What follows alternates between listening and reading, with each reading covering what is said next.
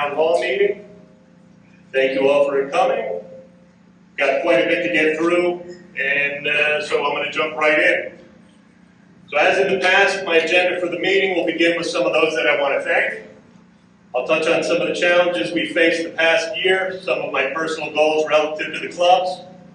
I'll review survey results with a comparison to each of the past 2 years, and some details relative to every amenity, also discussing what action items we took based on last year's survey and what we need to address in the coming year. I'll go over this past year relative to all of our amenities and services, leading into a look towards 24 in all of our areas. Now I'm going to touch on some of the membership and programming changes we have for 2024 and show a comparison to some of the competitive set for golf and our other amenities. And of course, I'll leave some time for questions. Okay, to start, a few thank yous to those who helped to make the clubs a special place. And I'm going to start with all of you. Your support, your suggestions, observations, feedback are also very helpful to me and our team. I really do my best to listen, and with more than 6,000 members, which includes spouses, you can imagine the number of emails I received, particularly after one of my update letters gets emailed to you. I really do my best to answer them all, and if I haven't, it's more of an oversight with certainly no intent to ignore. I also try my best to be as honest and transparent with my answers, even though sometimes my answer may not be exactly what you want to hear, but I trust that you'll appreciate my honesty rather than appeasing you and then not being able to deliver. I also want to recognize the membership for the givers that you are. And I'm sure I'm not telling you anything that you don't know already, but the kindness and generosity that our membership and residents exhibit is beyond impressive. It's one of the things that really makes St. James so special. Groups like the Service Club and all the members who support military appreciation, the veterans that we have here at St. James, are so outstanding.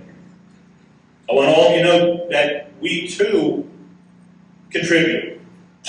Just this past year, Troon gave more than $60,000 to various charities and organizations, highlighted by nearly $25,000 given to the Folds of Honor, Military Appreciation Day, and Stop Soldier Suicide combined. $11,500 given to Little Pink Houses of Hope to help families of cancer victims, and approximately $7,500 given to Coast, a high school culinary program in Brunswick County that we work closely with to recruit future talent. Our committees. They help to guide us as a management team, and they too take feedback from the members and try to get a feel for what the membership wants. In fact, there are plenty of times that we go to the committees and we ask them to ask friends and acquaintances for feedback on a particular issue as we work to make an educated and informed decision. The advisory committee is chaired by Barry Barnett and is comprised of 3 committee chairs: the sport by Andrea Velez, house by Mike Rabideau, golf by Tim Hogan, and up to 2 other members of each committee. You can see from the slide the different members of the the different members of the advisory committee, and then the various committee members. Meetings are normally held monthly for all 3 of the committees, and advisory and executive are held every other month. The executive committee is comprised of the committee chairs, the POA president Bill Lynn, myself, and Dave Flinchbaugh, my assistant. And minutes can be viewed for those meetings on the club's website. This past year, in addition to the regular committees, we had a number of subcommittees and ad hoc committees. We had the Green Committee chaired by Jim Wells, the Handicap and the Re-Rating Committee chaired by Jim Frudenberg, and we had an ad hoc committee to review the tennis and pickleball reservation system. This past year, probably more so than any of my previous 6 years, we had greater committee input. The Green Committee was helpful in not only talking through course conditions, but communicating to the membership all the things golf course maintenance. Thanks to Jim Wells and his committee as we look forward to continued involvement with them. The golf courses were all re-rated after many questions about the ratings as established by the CGA. All indications appear as though the new ratings are considered more fair and equitable. We also had the ad hoc committee to consider changing the tennis and pickleball court reservation system after we had changed to Chelsea early in the year. With their significant contributions in research, we brought forward Court Reserve, considered a much more user-friendly system than Chelsea. Some of what I'm saying with the committee involvement is that we're paying attention to member feedback and making changes if it's in the best interest of the members and our operations. A huge thank you to Troon Associates. During our normal peak season, we employ roughly 300 associates. Finding quality staff continues to be a monumental challenge, and there's no question it's probably our greatest challenge. I feel thankful and fortunate to have the team and the family of staff that we have. The commitment, loyalty, dedication, and the hard work that they've exhibited, not only this past year, but since my arrival, has been remarkable. They've done everything we've asked of them, as they truly make or break the success of our operations, and they're a huge reason for all of the successes that we enjoy. They are so much a part of what makes the clubs at St. James special, and I can assure you that their efforts are greatly appreciated. My management team. Now 6 years in, I still consider myself fortunate to have taken on a position with such a professional and qualified management team in place. I give them tremendous credit for working with my management style and performing as well as they do. Dave Flinchbaugh, who's the master of our slides today. He's been here 18 years and helps to guide me with every bit of background of those 18 years that he can provide. Dustin Strickland, our director of agronomy. He's kind of hiding in the back corner over there. Dustin's been here 6 years. Our director of golf, KJ, Dave Kajomi, 25 years.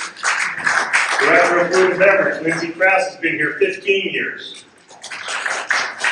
Executive chef, Pete Holderite's been here 5 years. Our controller, Tammy Stevens, she's in her 4th year as controller, but she's been with the clubs for 19 years. Our membership department, our director of membership sales, Chantal Piagione, she's been here 6 years, and this year we created a new position. Our director of member relations, Brandy Donnelly, whom many of you knew previously as our director of catering. So she took on this new role, and her role is to assist current members with any membership questions, but also work with all the department heads to create a more robust schedule of events in all of our various amenities. And Brandy's been here a total of 20 years. While they represent the management team, the executive management team, we have such a great and talented secondary management team of superintendents, golf pros, chefs, restaurant managers, banquet managers, tennis pros, athletic director, heads of maintenance and landscaping, housekeeping, HR, communications director, and director of recruiting. Thank you for all of them for helping to make my job easier.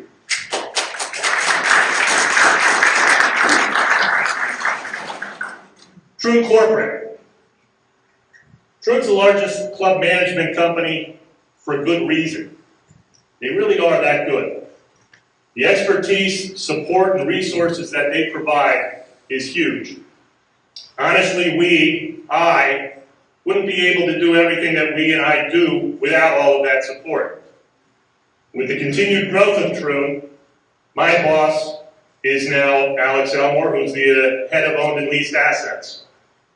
This past year, I've called on their expertise in some areas, perhaps more than others. As you probably know, after experiencing some course condition challenges early in the year, Troon's 2 leading agronomists visited to provide their assessments, recommendations, and guidance to me and to Dustin in our efforts to return golf conditions to those that you and we expect. In addition, during the past year, we've called upon corporate specialists in human resources, course design, finance, insurance, IT, food and beverage, membership and marketing, risk management, and procurement. Really helpful to all that we do in our management team. Like every year, we face some challenges. Some the same, and some that are different than in the past. With these challenges, I'd like to think that we attack them so that we can improve the member experience in all areas. This year, golf course conditions stood at the top of our list, followed by overflow, staffing, tennis pickleball reservation system, the smell at Beacon 315 that was due to a pipe leak that required a wall to be opened up to repair, still managing through COVID, and of course weather. Some of these are within our control, some of them aren't.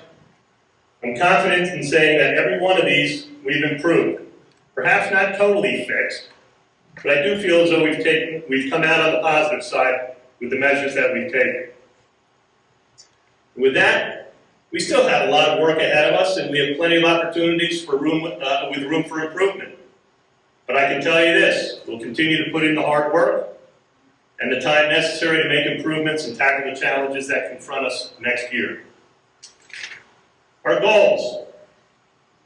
Again, some of the goals remain from prior years, and I've added a few new ones. I want to keep providing good communication to all of you with complete honesty and transparency. I try to do this through regular emails every month and through our weekly departmental updates. With my regular communications, as mentioned before, I do receive quite a few emails from the members, and it's my job to have a finger on the pulse of the membership, and these emails, along with my regular visits to all of our amenities, seeing members and staff, help me accomplish this. Listening is a big part of my job, and determining what's in the best interest of the overall membership. So, achieving success or achieving consistency in food and beverage is always a big goal, and I'll certainly touch on that one later. Food and beverage is probably at the top of my 24 goals because we admittedly have room for improvement, and I think we've got a strong plan to achieve greater consistency while we work to create stronger identities in all 5 of our restaurants. I do my best to create a positive culture among our associates and our members, feeling that it all starts with me and filters down from there. I work hard to get to all the clubhouses on a regular basis, to touch base with managers and staff, and they know that my office door is always open, and I'm receptive to visits and input from all of them.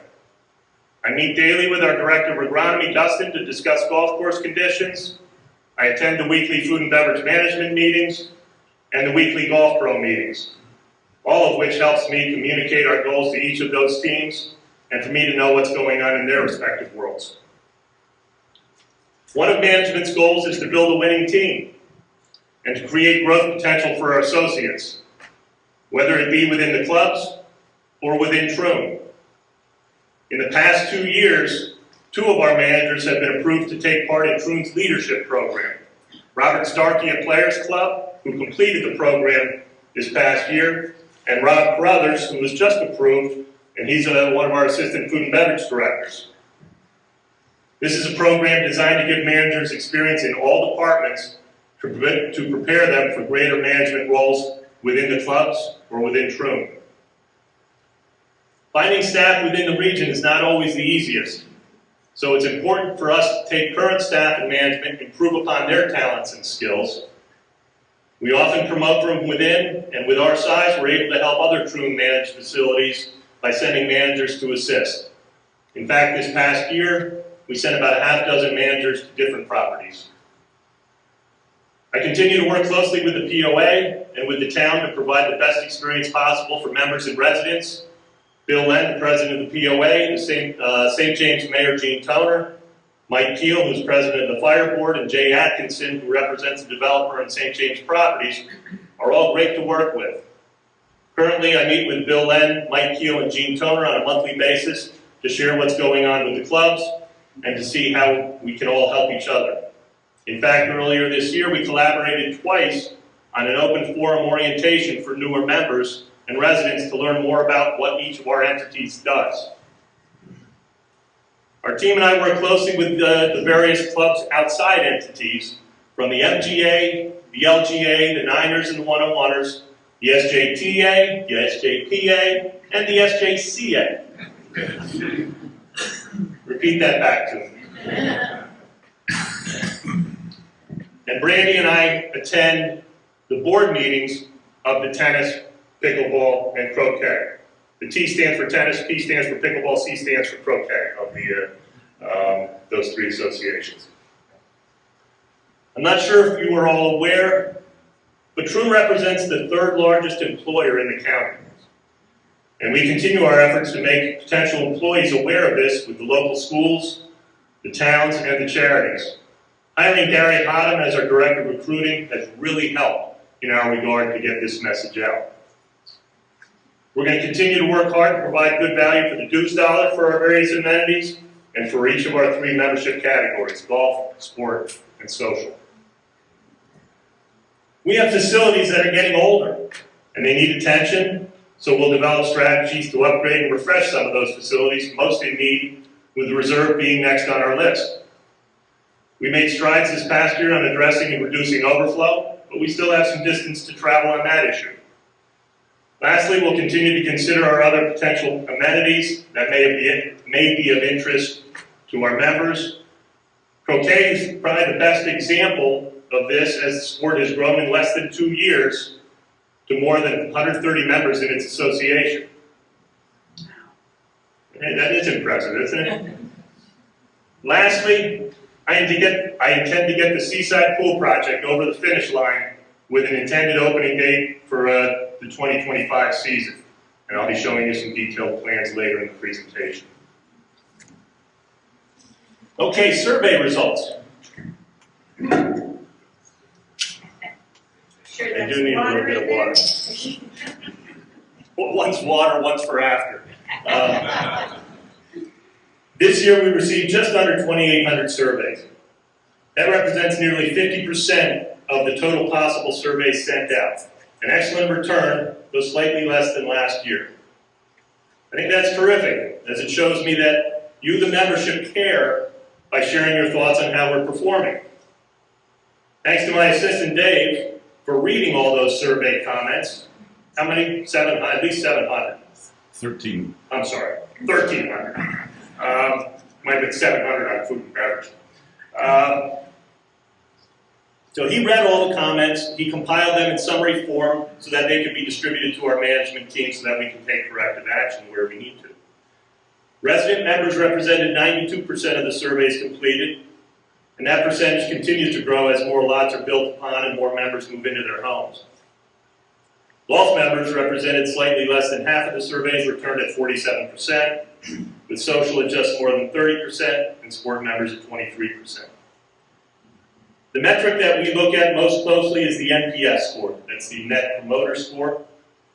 The good news is we improved from each of the past 2 years, of 17 and 18 to 22.43. The bad news is that it's still lower than what we as a management team are satisfied with. 3 years ago, we were at 36. We've got work to do. In performing a deeper dive, when you look at the NPS by member type, golf member satisfaction improved quite a bit, from 23.5 to 29. Sport improved from 18 to 21. But social declined from 12.7 to 9. So I believe our attention to golf courses and successful efforts to reduce overflow were instrumental in raising our scores with the golf members. Listening to the racket sport playing members relative to making a change in the core reservation system helped with our ratings with sport members. We have to improve the amenities that social members utilize. And when I say that, you all understand that those amenities are for all of the members, sport and golf included. So the three amenities that social take advantage of, that I believe we have a solid plan to improve, are food and beverage, Seaside Pool, and Signature Wellness Center, or the fitness centers. Food and beverage quality and service both declined slightly, again with more than enough comments to justify our plans to focus on improving the dining experience. The overall golf experience improved from last year, but greens and course conditions dropped slightly. No doubt early year challenges were a factor in these ratings, and that's more than understandable. We took the early year comments, we worked closely with Troon Corporate Agronomy to take significant measures to make improvements. I'd like to think that based on the conditions of the past months and the decision to oversee the 2 courses, we've shown our willingness to make changes in the interest of improving the turf and the course conditions in general. Fitness and pool's experience both improved, and my sense is that our decision to go with the no guest Mondays and our monitors being more diligent in checking member cards played a part in the pool scores improving, as well as installing brand new showers at the Members Athletic Center, helping in fitness. Tennis too showed a good improvement, but pickleball's dropped. This likely has something to do with court availability and what appears to be the same people getting the same times. We're working on a plan for that as well. Okay, 2023 action items from the 22 membership survey. Improvement in fitness centers and locker rooms. The new showers at MAC have been a big positive. Food and beverage pricing, menu changing, service consistency, portion size, great staff. As mentioned earlier, we recognize this as a major issue, and we have a plan to address it. Pool check-in and supervision at Seaside, limit pool guests. We addressed both of these issues. I fully understand that the pool check-in of members and guests can still be improved, but I heard many comments that the greater attention was noticed. Also, the no guest Mondays were well received. Of course, there are many on both sides of this issue, but the comments tended to be 70% in favor and 30% against. I'll take that. Sports bar evening activities. Sports bar is still very much on our radar and our agenda. To do this right, there will be significant cost, as our initial plans incorporated Golf's Learning Center with the sports bar. With the demand for a sports bar, we will be discussing with Real Foods Consulting a solution to this until the actual bigger plan becomes a reality. We've already discussed this among the management team, but we want their input before I publicize any final plans. We did schedule more events this past year, and we had music at Beacon and Reserve during the season. We've also heard that members want to see more of that, and we plan on that for 24. Improving clubhouse decor. We refreshed both founders and players' clubhouses with new decor, carpets, wall treatments, etc. Improving tea time availability. We accomplished this. No, overflow has not been eliminated, but we took measures throughout the year to improve it, and it has. Expansion of amenities, pools, fitness, tennis. Seaside plans are becoming final, with a late 24 start and opening for the 25 season. Course conditions, overseed. Yes, we overseeded players and reserve courses, and we increased applications to improve turf conditions for fairways, tees, and greens. And lastly, increased Seaside grill hours. We did that by adding 3 nights open until 8 o'clock p.m. Okay, moving on to the survey of the 23 survey and action items for 24. Begin work on the Seaside Pool Complex. Again, I'm going to get to that and show you some pretty detailed plans. Club car fleet replacement at Reserve and Players. We've got new carts that are scheduled for delivery in May. Shade structure for Seaside pickleball courts. We added shade for the Seaside tennis courts. Pickleball is on the agenda for 24. Replace the Founders tennis deck. Add limited towel service at Founders Pool.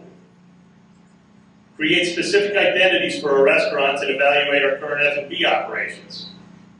I mentioned Real Food Consulting. We have a meeting with them next week to start this project. Evaluate the overseeded courses with non-overseeded courses for future considerations. Please understand, we're not going to truly know the success of overseed and no overseed until June, when both transitions have happened. Add music nights at various locations weekly. And lastly, update fitness equipment at Mac and Signature Wellness. Pretty much all of the above items are in our capital or our operational plan for 2024. None of this is inexpensive to execute and implement, but I am pleased to say that our initial presentations have been approved by corporate. So Dave pours through the hundreds of comments thousands of comments in the survey.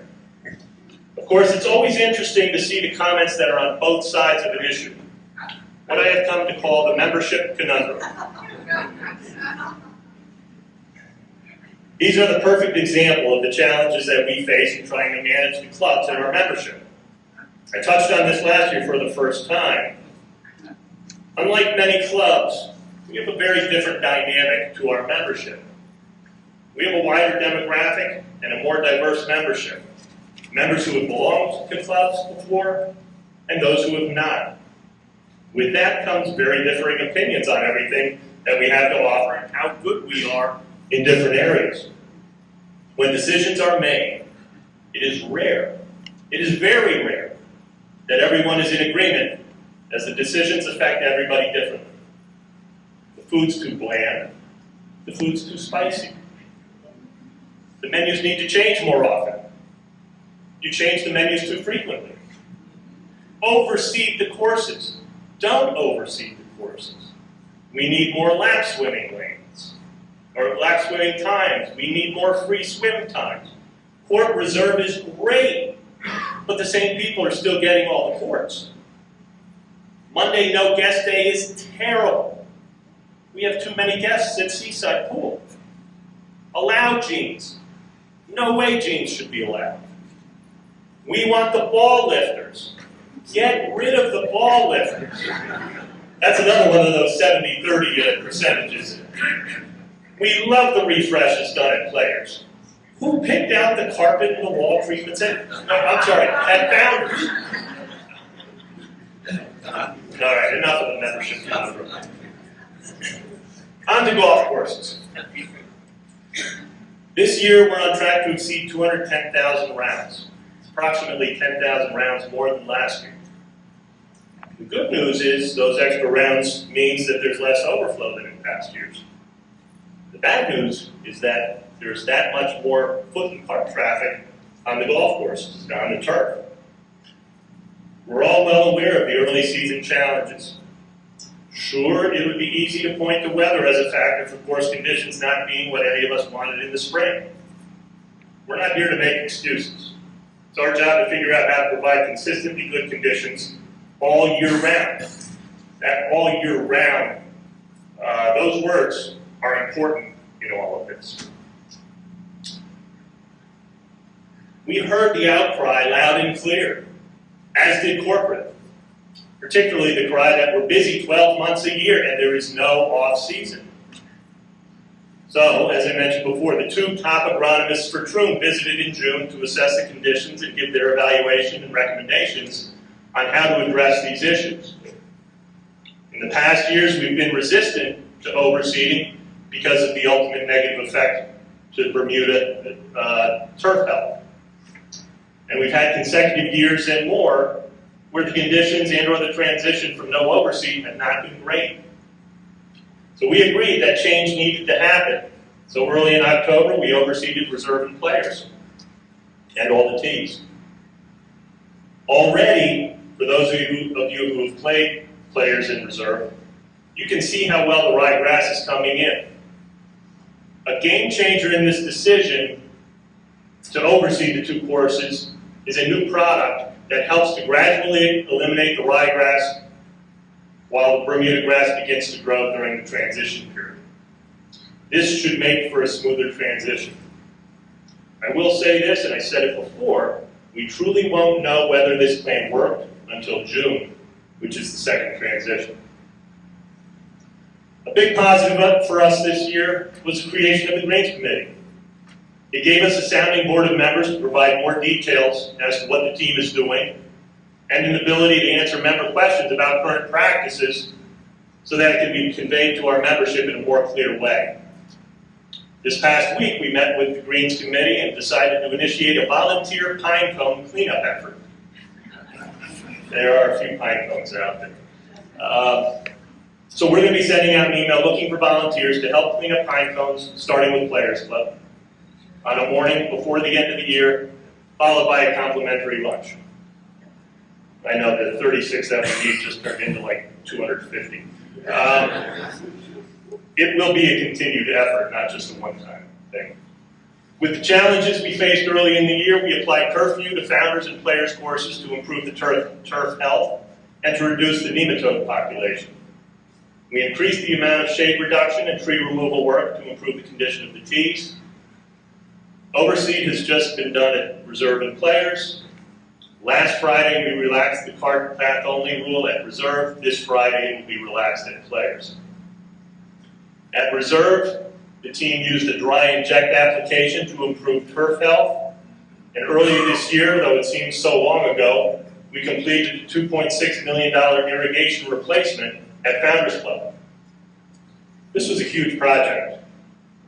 It really is a game changer between the water coverage on the course and the technology to control that water. Cart paths that were in need were repaired. We increased organic fertilizer and applications to improve the overall turf density, and that has resulted in much healthier roughs, as many of you have noticed, which, as you laugh, I say so, it's a real positive. What it means is the turf is healthier. A lot of people said, oh my God, the rough height is higher than in the past. It's not higher than in the past, but the rough is thicker. And I know there are a lot of golf balls out there. There's still some people out there looking. But again, it's good that the turf is healthier. That is a definite. This past year, we increased the use of native grasses and wildflowers to improve the aesthetics in out-of-play areas and natural areas. Now, I mentioned that the two leading agronomists visited in June. They also visited in September to assess the courses after the measures that were taken to improve, and they were extremely pleased with what they saw. They liked seeing the thicker turf. Believe me, none of us want to go through a spring into summer like we did this past year. We truly appreciate having Troon Corporate's team and their expertise at our disposal, but we look forward to them visiting the spring of 24 and seeing smooth transitions with both the overseeded courses and the non-overseeded courses. 24 golf course plans.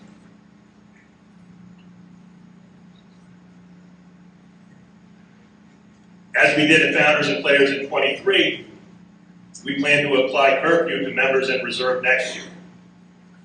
Bridge improvements will be scheduled at Players Club. We'll be purchasing new rough mowing units, and we plan on continuing the shade reduction with necessary tree removal to improve the condition of tee boxes. More sand will be added to the waste bunkers, and the irrigation controllers at Players will be replaced. Perhaps the biggest and most significant change for 2024 will be the addition of one associate per course and increasing the hourly wages for all golf course maintenance associates to give us a better chance of recruiting and retaining quality staff.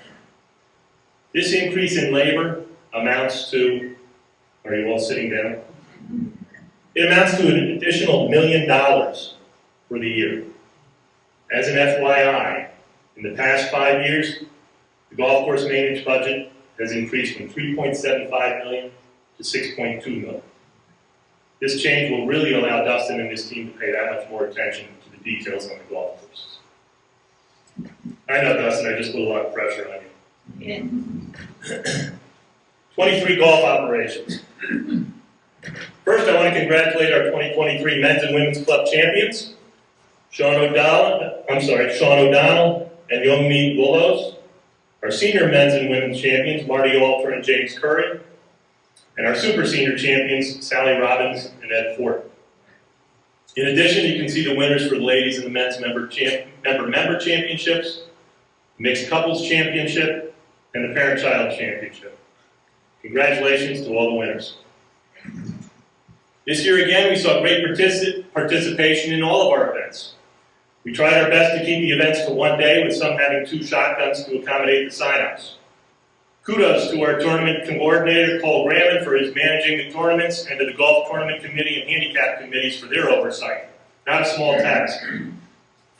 In all, we had over 2,500 entries to all of the club events. We have one more official tournament this season with the Die Cup at Founders on Saturday, with a full field of 120 members. I want to recognize our pros and assistants who again spearheaded the 100-hole event and helped to raise more than $150,000 for Folds of Honor.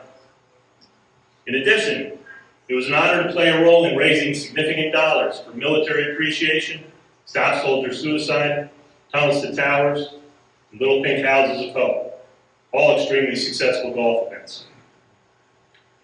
With the help of the Green Committee, hole location sheets were changed to a 1-2-3 zone corresponding to front, back, and middle. For the most part, the response has been positive, but we're still tweaking the format of these sheets based on the various hole designs. One of the more controversial topics this year was the ball lifters. We sent out a survey, 70% came back approving the lifters, so they stayed, except with the exception of tournaments. Don't be shocked if this issue is revisited by the golf committee again this incoming year. Lastly, thanks to the work of Jim Frudenberg's re-rating committee, all 81 holes were re-rated. This was a huge task. I sat in on those meetings. They were looking at about 5 different scores for every hole, and a lot of appreciation goes to the members for turning in all of their scores by hole. They did an awesome job reviewing all these score averages to determine what the ratings should be. And after many felt that the CGA ratings were just not accurate, I think everyone agrees that the new ratings better represent the hole difficulties. So here's a breakdown of the golf rounds played this year. As you can see, projected through the end of the year, we're on track to finish with more than 210,000 rounds. Of the rounds played, more than 90% have been played by golf members. In fact, when including sport and social members, members played more than 94% of the total rounds this year. Overflow statistics that many golf members are interested in. You can see the total number of rounds each of the last 5 years, number of golf member rounds, total number of golf members with an average number of rounds played per golf member. So you can see that the past 2 years, the averages returned to what it had been pre-COVID. Of course, understanding that overflow has also increased from pre-COVID, largely because there are more golf members. With that, though, overflow did go down this past year by more than 4,000 rounds, and by 5,500 rounds from 2 years ago. Potential rounds on overflow are now reduced to 6.5%, as compared to the 8.3 last year and the 9.6 the year before. I qualify this as progress, but still not enough. I can tell you how excited I was to have the town hall meeting on the heels of Overseed when one course was closed each of 2 weeks, or for 1 week each. And with the CGA tournament, with practice rounds on Monday and the actual tournament on Tuesday and Wednesday, all contributing to overflow. So this coming year, and we began this in October during Overseed, we went from 10-minute intervals between tee times to 9-minute intervals. We went to double tees in the winter to gain more golfers, and that worked. That's a big piece of dropping 4,000 rounds in overflow. We're eliminating that we're going to be eliminating the double-double in the interest of allowing golf course maintenance more time to tend to the course conditions. But by going to the 9-minute intervals, we're going to make up for that loss and more. In reviewing the overflow numbers, we do tend to see that those who are playing 3 to 4 times a week or less generally don't have issues getting tee times. For those looking to play more than that, there is a greater risk of getting overflowed, but what we also often see is those who play more than that do tend to find the tee time. Of course, we do have events at times like the CGA, happening today through Wednesday, that impact tee times. But these types of events happen not only here, but at other clubs. Don't lose sight of the fact that 94% of the rounds played here are played by members. In saying that, though, I fully understand that if you're on overflow and you see an event or a true purveyor or reciprocal in times that day, you're not going to be happy. I really do believe some of this is timing, and you do see the overflow statistical improvement. We need to see the impact of the 9-minute tee times, not only in the off-season, but during the season when daylight saving goes into effect again. 50 more golfers off of overflow each day is significant, and we're putting ourselves in a position to have another sizable improvement in the coming year. 24 golf operations. With the end of daylight savings time, we have committed to go with the 9-minute intervals. We did it during the 2-week overseas period, and in general, we saw success in reducing overflow. There have been a few pace of play instances, but more often than not, they're the result of individual group slow play, not because of the change to 9 minutes. Of course, that leads to the need to have the pros and the shop staff be more visible and rank during the courses, and we've emphasized that. We'll continue to have half-day closures instead of full-day, except when there are certain maintenance applications necessary.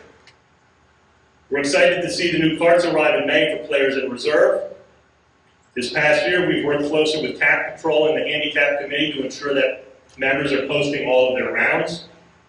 And this system, when fully in place in January, will really be a help to remind members if and when they didn't post their score.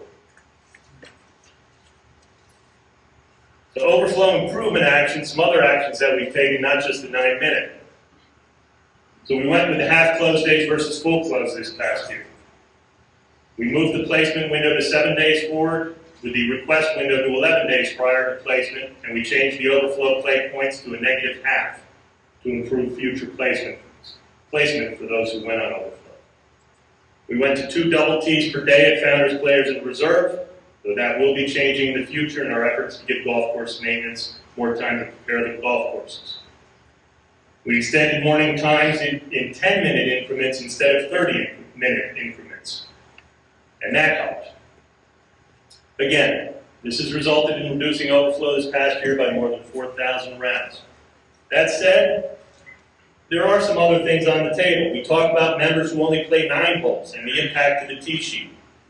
With that one, I'll tell you, we still haven't come up with a good solution to managing the 9-hole rounds while needing to balance golf course maintenance too. I'll also add that we continue to discuss among ourselves and with corporate the possibility of capping our golf membership. This is on the table for future consideration, but at this point, we want to see what the impact is of the 9-minute tee time intervals. Congratulations. Don't want to forget this. Last, certainly not least, we have champions here at St. James. In the inaugural Super Senior Tournament Championship for the Carolina Golf Association, our team won it all. Among 80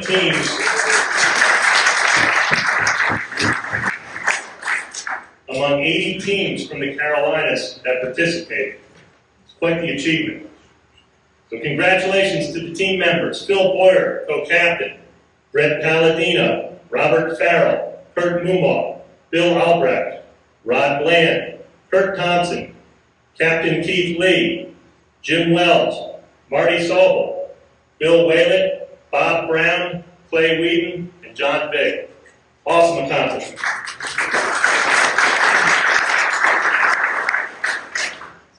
On to food and beverage. We learned that live music brings out the members. It returned to Beacon every other week from April to October. And as popular as it was at Beacon, we incorporated live music at Reserve with Wind Down Wednesdays in September and October. We continue to change menus regularly at all of our restaurants. It tends to be about 3 times per year, taking advantage of seasonal ingredients. Reserve saw the biggest menu change as we went to a more southern theme with a concept that allows members more flexibility to build their own protein with toppings and sauces. There's a greater selection of shareables and still some composed entrees available. Their menu was just refreshed again, so if you haven't tried it yet, make your way over. Some of the specialty nights at the restaurants included Fresh Catch at Beacon, International Wednesday evenings at Players offering a prefix menu, Wing Wednesdays, Tuscan Tuesdays at Founders, Founders football on Sundays featuring NFL games not nationally televised. Of course, we've got prime rib night at Players Club, Friday fish fry at Reserve, and we've got comfort food Mondays at Members. We completed the refreshes at both Players and Club and Founders Club, and the outdoor furniture at Beacon 315 was replaced. The beer club moved back to Members Club, so keep an eye out for promotions for next year's signups. I'll tell you that these are some of the best dinner menus complementing an excellent assortment of beers featuring local breweries that we have. And Roger, the restaurant manager here, has committed himself to gaining more members and putting out some great nights. The wine club continues to be successful at Reserve, with some outstanding menus and education accompanying the wines from specially selected vineyards. We also began offering quick order ACE menus at Founders for members wanting to members making the turn on the golf course, or tennis and pool players, or pool members wanting a quick bite. We often get comments on our pricing, keeping in mind, of course, that signature members do receive 10% off of all food and beverage. This slide provides a price comparison of our prices as compared to some of the local restaurants for similar items. Please note that our prices not only are in line, but often are lower than some of the Southport Oak Island restaurants. Social events. This past year, we offered Peel and Eat Shrimp Night, the always popular karaoke at both Founders and Seaside, Chef's Tables table dinners featuring Chef Jason here at Members with his cookbook signing, and our executive chef Peter Holderide featuring his award-winning dish, A Taste of France, an herb de Provence spiced lentil cake. We again had huge crowds for the Easter extravaganza and Easter brunch.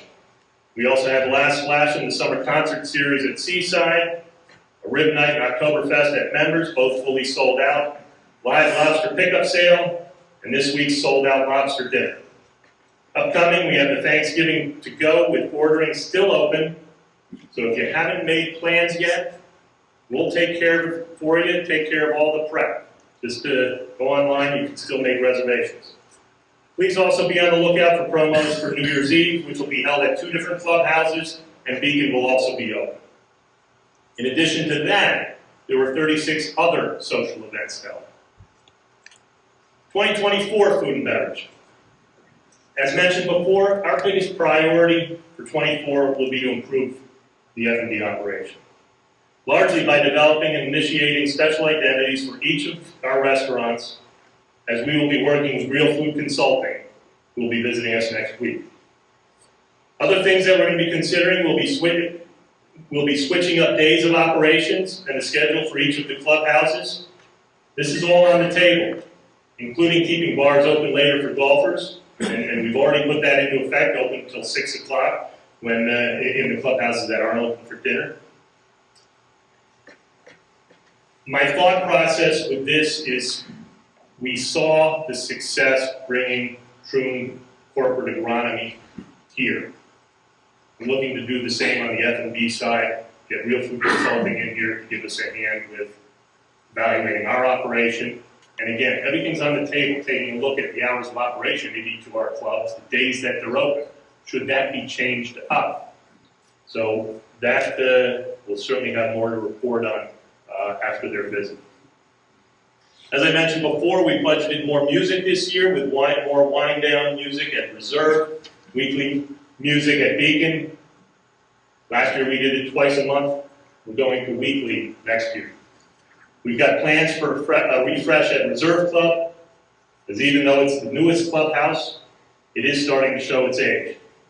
We plan on expanding our beer offerings, and lastly, we look forward to starting the Seaside Pool Project, which we plan on expanding the food and bar area to better accommodate the crowds that we see. Staffing.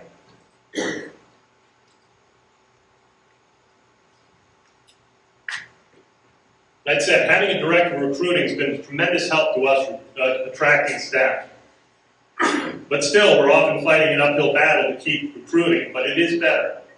Gary continues to work closely with many of the local schools, including Myrtle Beach Culinary Institute, Brunswick Community College, Cape Fear Community College, and Coast, a high school trade school program right next to the community college. Gary actually sits on the advisory board for Coast, and he's been asked to sit on the new culinary advisory board at Brunswick Community College. In fact, in our work with Coast, we plan on having a chopped competition held here at Members in February with the students. That'll be available for members to attend. We're also partnering with the American Culinary Federation to form our own culinary apprentice program.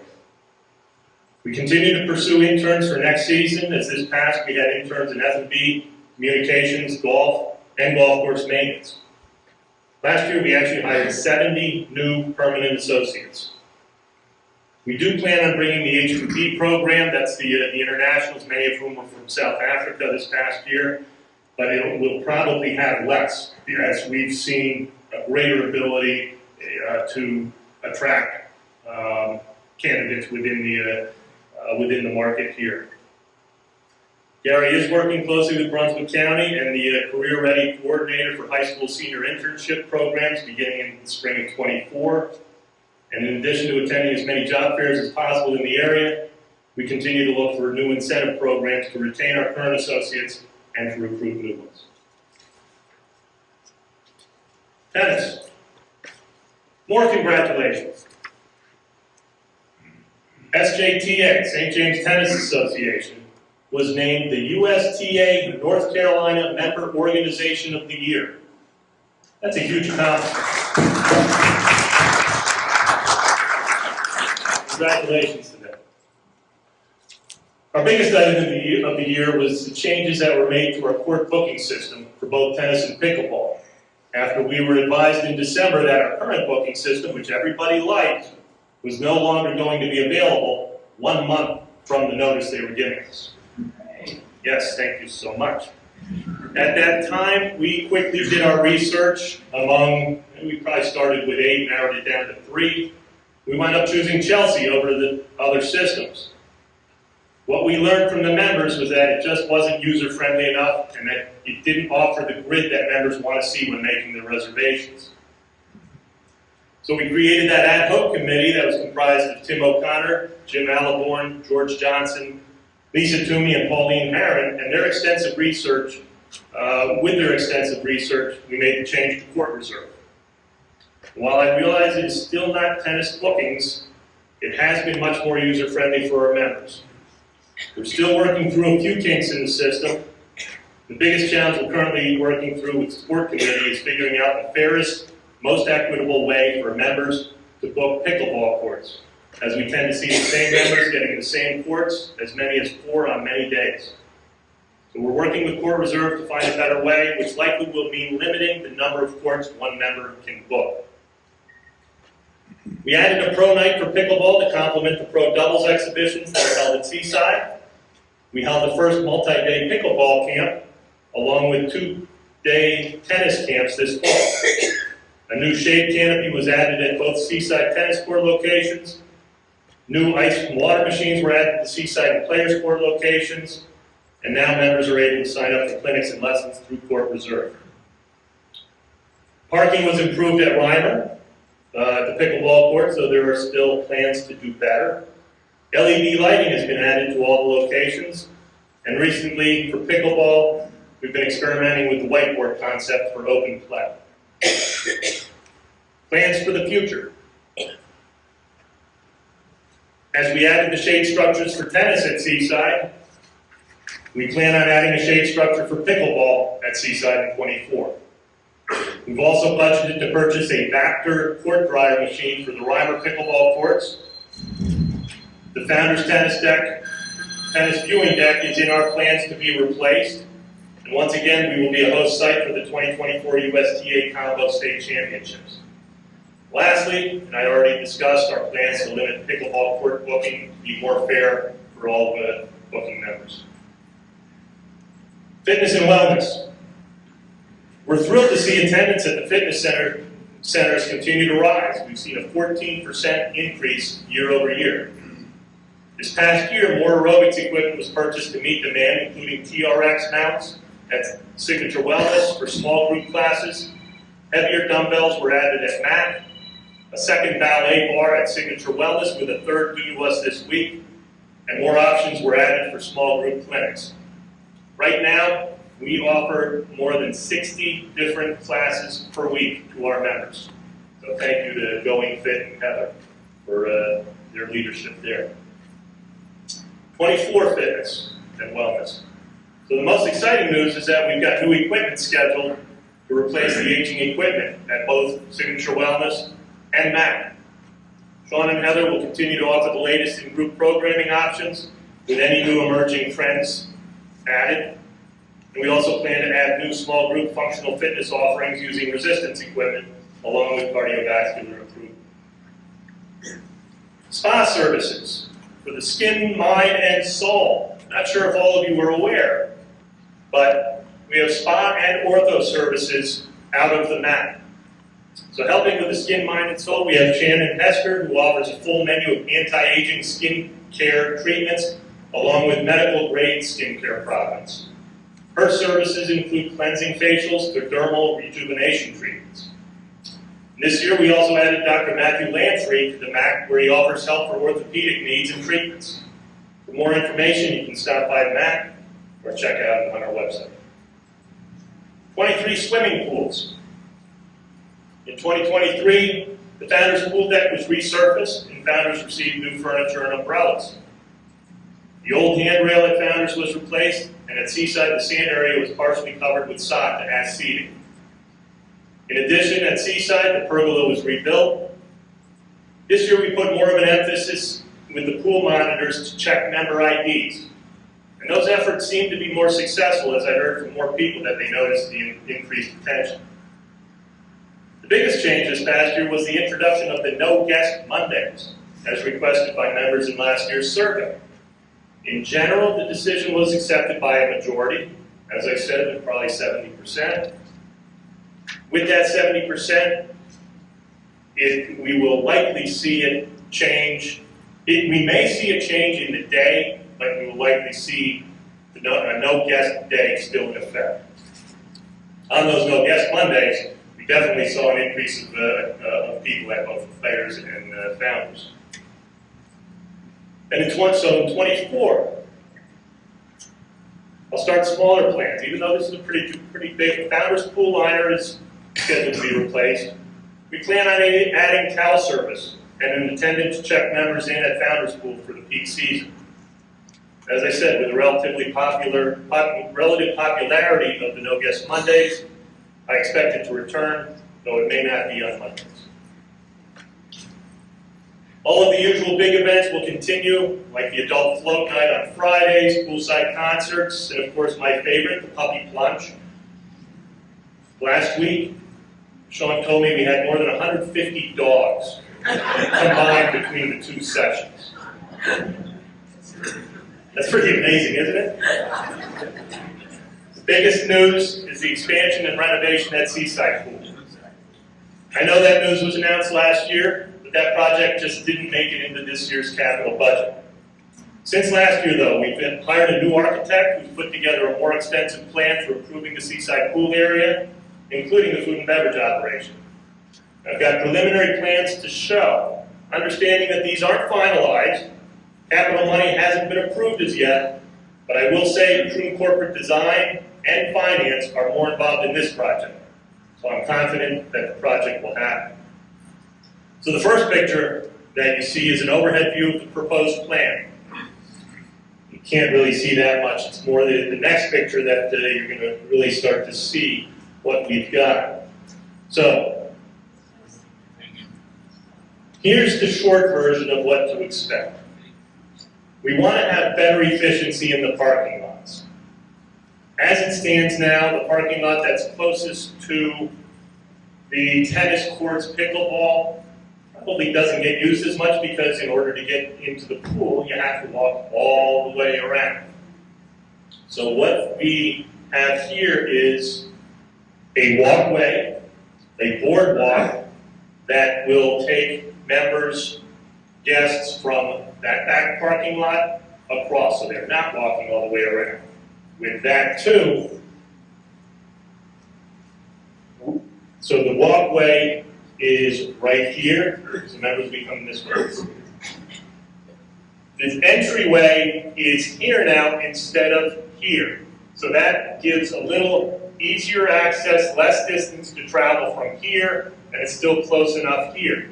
So you've got entry here. The kids' play area is moving to back here, and the stage is moving from here to here.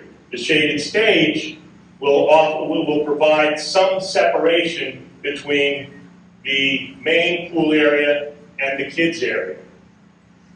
You can see more chairs, cabana-style areas. The food and beverage area here is expanded. Not the building itself, but the bathrooms. There will be 2 bathrooms, one for employees, one for tennis, pickleball players, so that they've got easier access to get in there. But we're going to have a pool bathhouse with bathrooms over here. So that's a new building here with a game lawn.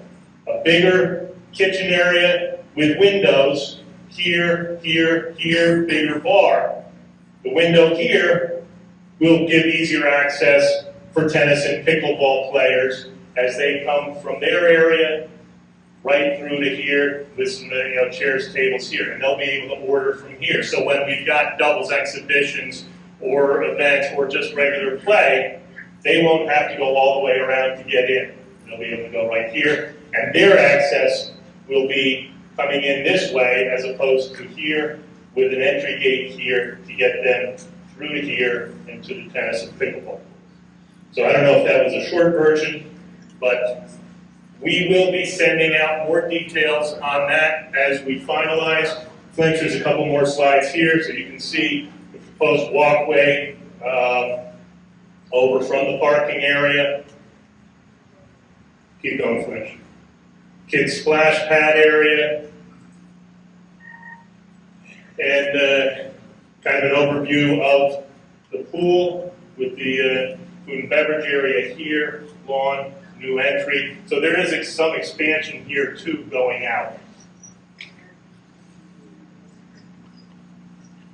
Like I said, I'll be sending out more details as we get closer.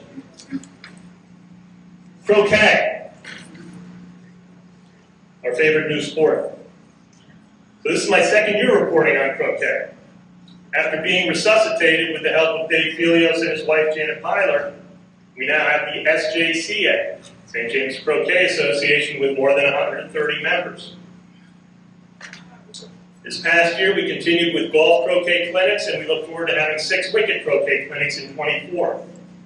Our own Heather Wadsworth from Going Fit became certified at croquet school in Palm Beach to teach. Man, who knew? Croquet school. Sounds like fun, though, doesn't it? At Member Appreciation Week, Croquet Pro. Yes, there are pros out there.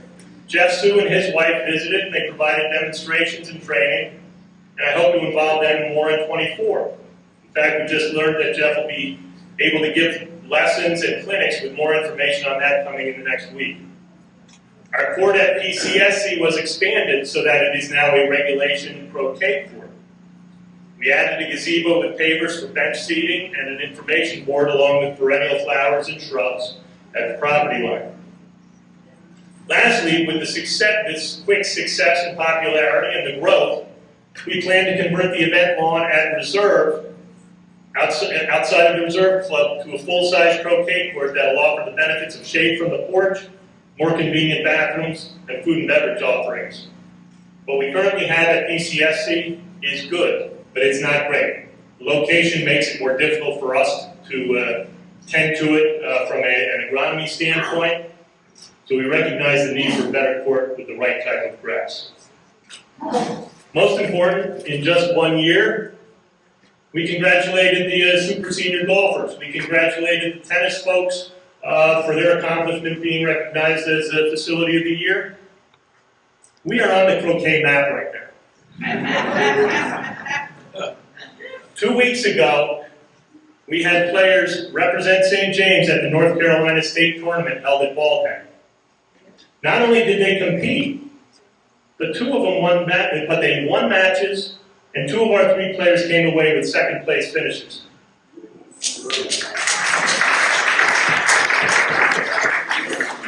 congratulations are in order for Rocky Smith and Bill Lichtenberg. It's like the Mighty Ducks movie, where no one expected anything from the fledgling club St. James. But I said, now we're on the croquet mat. Bigger things to follow. Member relations and communications. As mentioned earlier, we hired Brandy Donnelly to focus attention on member relations. She immediately took our annual Member Appreciation Week and made it so much more than what we've done in the past, involving every amenity that we have, with golf clinics, trunk shows, demos, tennis, pickleball exhibitions and clinics, complimentary fitness classes, croquet demonstrations, and opportunities to learn from our Director of Landscaping and the golf course superintendents. We also served complimentary sliders and hot dogs on that Saturday. At the end, we even had a raffle giving away numerous items. The other major task that Brandy is tackling is creating a calendar of events that members can refer to that has everything.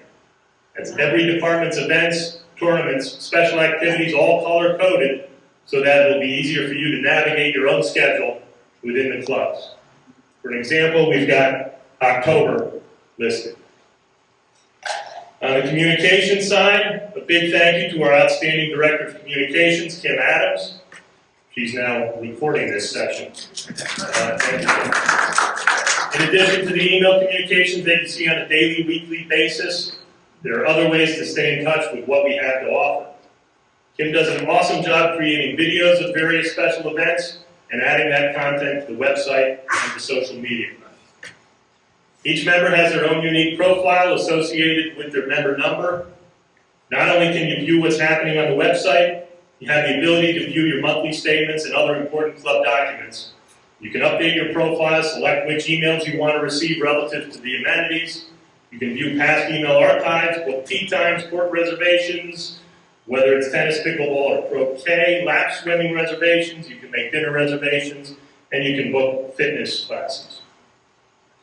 The club's mobile app is a direct extension of the website, and it's available on your phone or tablet anytime, anywhere.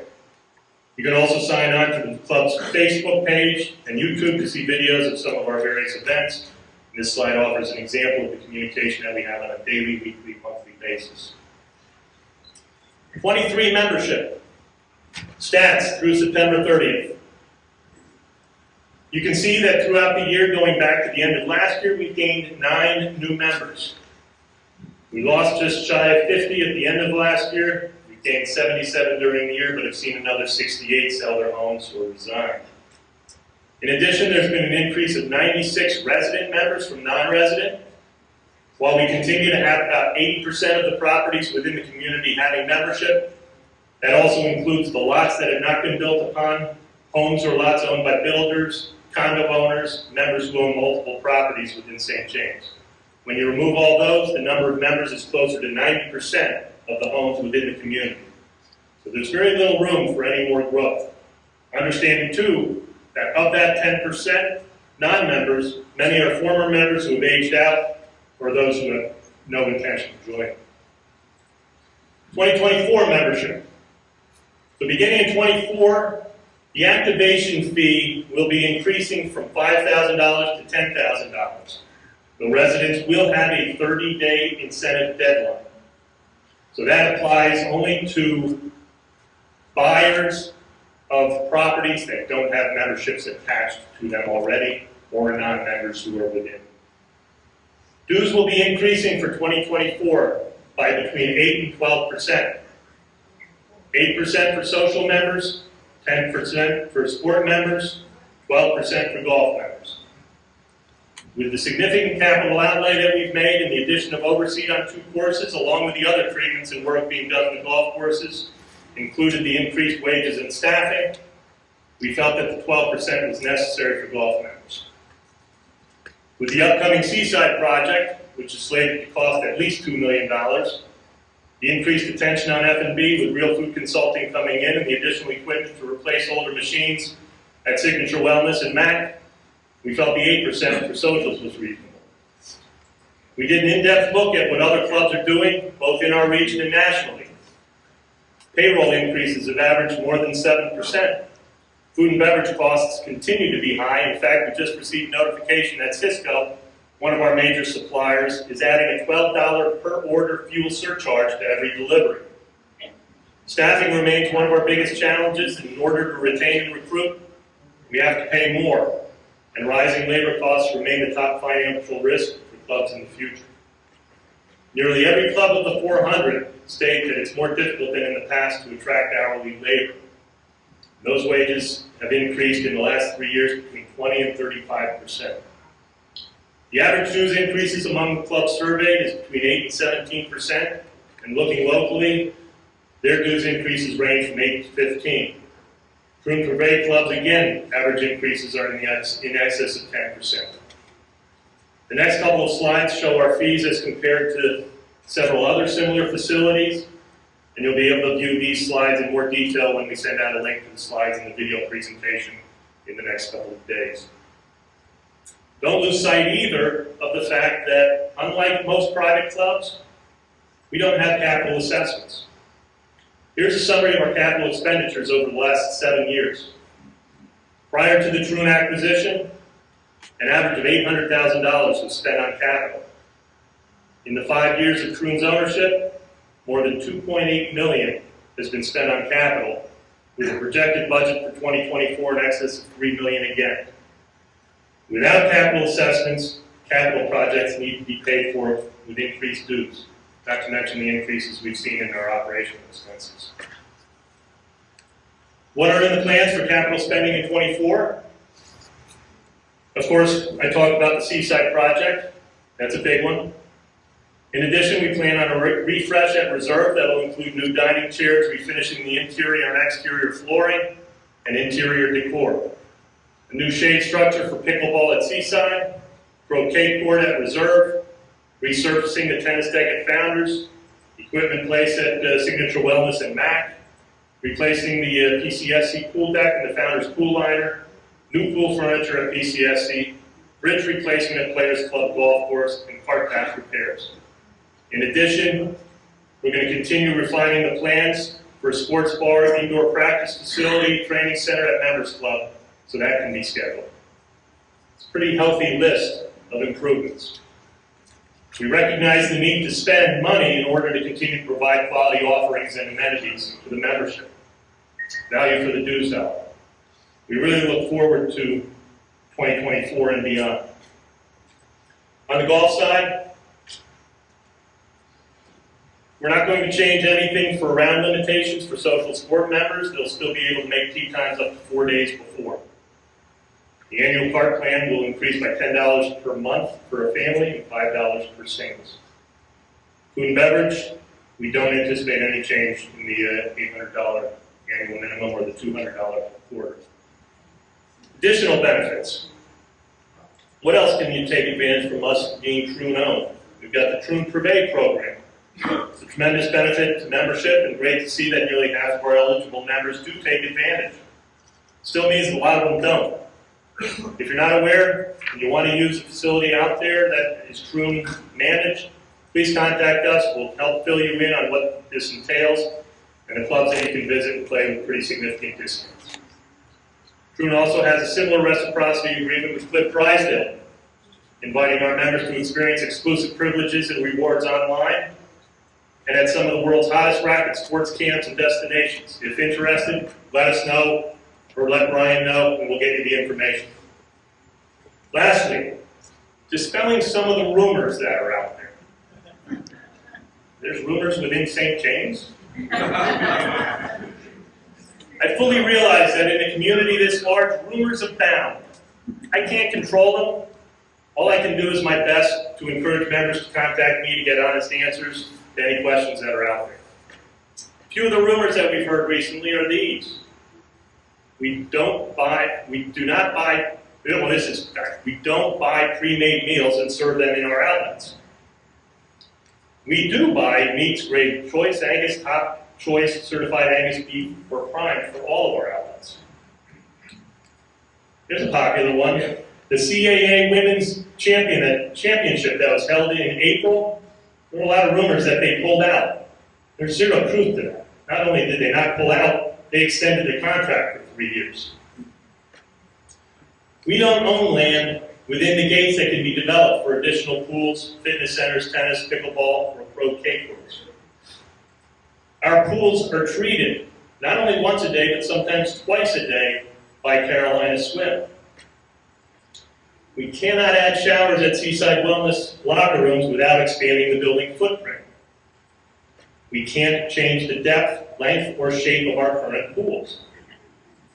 And lastly, and I've gotten this one more than a few times over the last few months, Troon has no current plans to sell the clubs at St. James. Yes, a new investment group bought a majority of Troon a couple of years ago from the previous investment group. But there's been zero discussion since that acquisition to change what we do here at St. James. And I was actually hearing enough of, or getting that question often enough where I asked the question to my bosses. And they pretty much told me what I felt, which again had to do with the acquisition from, a year and a half ago to, because of that acquisition, people heard it and said, oh, does that mean we're getting sold? It doesn't. Okay, before I turn it over to questions, Kim's going to be working on getting the video completed so that we can send that out somewhere in the next, I don't want to put too much pressure on her, but figure the next couple of days, along with the slides, along with the letter that gives members the information if they have any interest in changing their membership status.